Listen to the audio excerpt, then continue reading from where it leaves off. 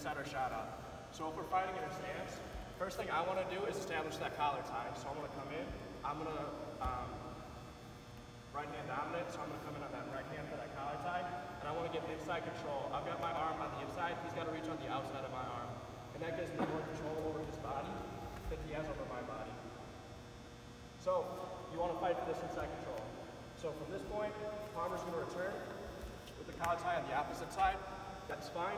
I'm just going to come here and kind of rest it, or I can kind of do, for now we're just going to keep our hand and rest it, put pressure on that arm. So what I'm going to try to do is I'm going to try to force him to step with this leg, get pressure on that leg, so it's harder for him to step that leg back, gives him less of an opportunity to defend.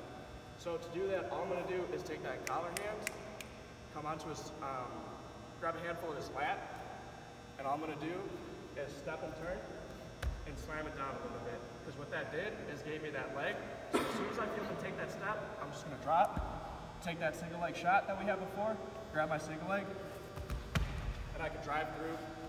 More often than not, he's not just going to fall over, but you've got a handful of leg, and you've got opportunities to finish it from there. So for now, we're just going to get into that position, try it out, get you guys a feel for it, and then we're going to work takedowns from that single leg position. Do you have any questions? One more time? Absolutely. So we're fighting. I'm going to establish my inside collar tie, get that position here. From this point, I want to get this leg to move.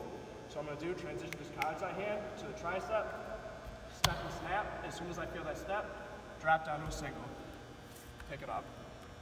And then if you guys want, you can just secure it under your arm for now. Collar tie, anything crazy like that. Footwork. No? All right. So for this next step, we're going to start off in that normal single leg setup. We're going to establish that collar tie, force my step, come through, drive through. So the first thing I want to do with this single leg, first thing I want to do with this single leg is just secure it. So I'm just going to kind of tighten it back up, kind of like I'm going for an ankle lock here. If I find myself where I'm kind of facing his back, where I have access to the outside of his knee, I'm going to do exactly what Palmer did. Face me here real quick. All I'm going to do is take my hands on the side of his knee, turn and make him face. And from here, I can just drive into him to force the takedown, or if he's bouncing away with it, and I can't really reach it, I can step in and force a trip to here and continue to drive through, and then you can kind of force a turtle position. We establish the single leg position.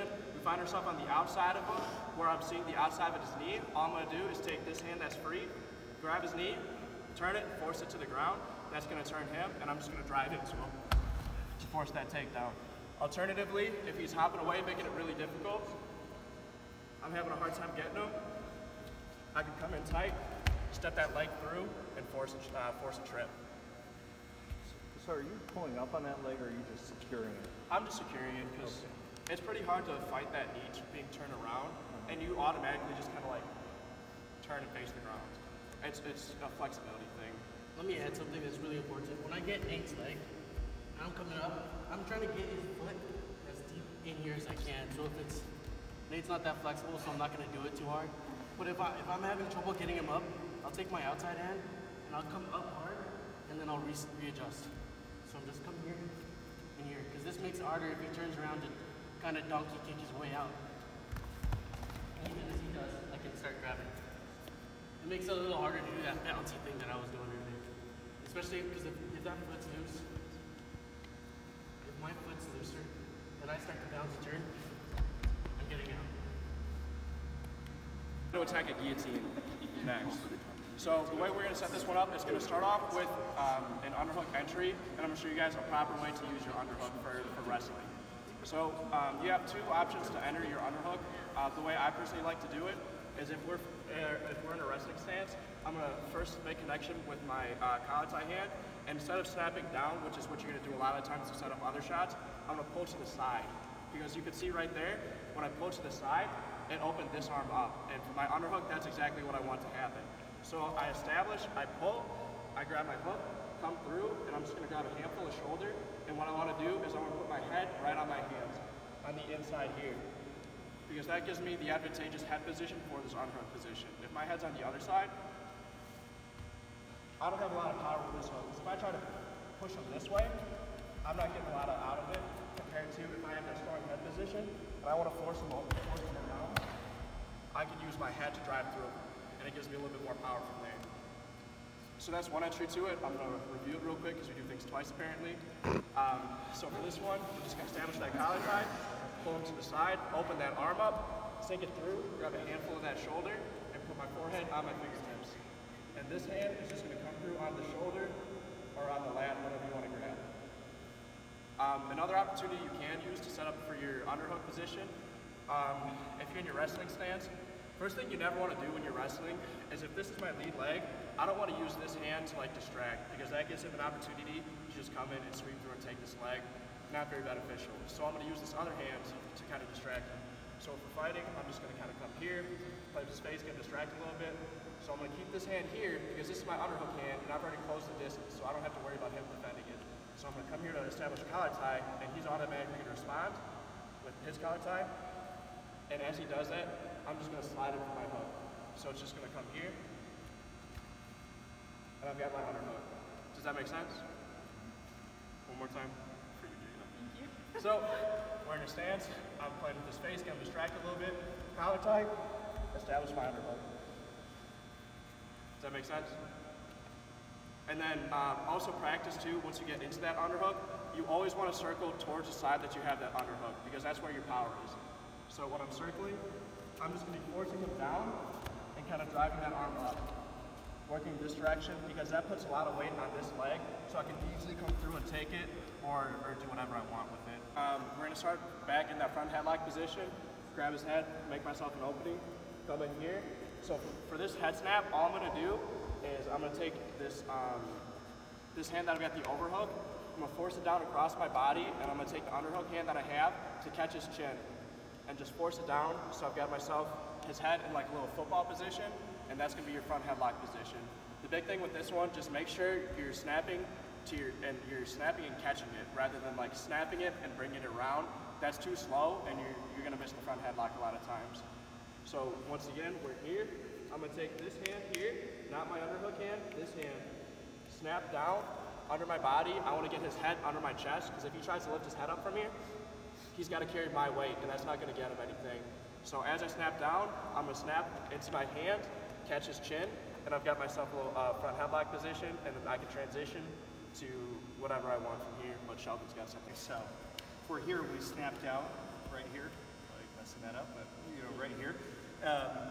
What I like to do is take my hand, so this part of your hand, it's going to go right under the trachea. Don't put too much pressure. You actually don't need that much pressure to really damage the trachea, so don't put a lot of pressure. But we're here, okay? Normally the guillotine is like this, you're off to the side. But this is a slight variation where we're here, we keep the head right underneath your xiphoid process, right underneath your sternum right there. You want the crown of the head there, kind of the soft area. So I'm here, I take my hand, go like this, and I'm pushing down with my sternum on the back of the head. This moves sides. And I grab my other hand like this, okay? Sorry. But you're already there, so like why don't, you know, don't put a lot of pressure on there. And so if we're here, we snap down, our hand already comes right there, right? So we have this, we go right here, we just grab our hand, there's whichever way, you keep the crown of the head right below your sternum, so you're actually pushing the sternum on this. You probably already feel it a little bit, right? And then you just roll your hands up and in. Okay, so it's not a push up or anything like that. Kind of roll and come up just a little bit. Does not take much pressure, and they typically tap pretty quickly. So move is even more applicable if you're fighting or something like that, particularly if you're up against the cage or you're up against a wall. You can really put a lot of pressure in. So, you know, we've been doing this collar choke and everything like that. You can even like this. So, what I'm going to do is I'm going to set up the guillotine. I have this underhook right, and I'm going to put pressure on the shoulder. I'm going to put pressure on the head, and I'm just going to rotate 90 degrees like this, okay? So I'm putting pressure, a lot of pressure on the shoulder. Then I'm going to take my arm, I'm going to really dip it down deep. What I'm going to try to do is get my arm like this and have the neck, the two carotids sitting right here on the neck, so it's right in the center. So I come here, have this down deep. Okay, that's the important thing. There's a whole bunch of, we kind of looked at this before, I think. There's a whole bunch of different ways you can do kind of a reverse rear naked choke, where you grab your own shoulder and just use that to push in. See how we're not pulling, we're pushing in. Because if we pull, we have the same amount of pressure on the carotid arteries. It doesn't matter, you know, it just sucks, but it doesn't matter. But when we push in, we've now reduced the space on the carotid arteries, and so that cuts off the blood. So here, you can grab your forearm like this. Now if you don't get it, then that's when I take my hips, I put them under me, and I come up like this, all right? So come down here, if I can grab this, I bring it in. If I don't get it, I can either keep the same, for now we'll keep the same position, take my hips, and I pull up. All right, that's going to be a little more throat than the blood, but if you get down real deep, you'll kind of get a combination of both the throat and the blood choke on it.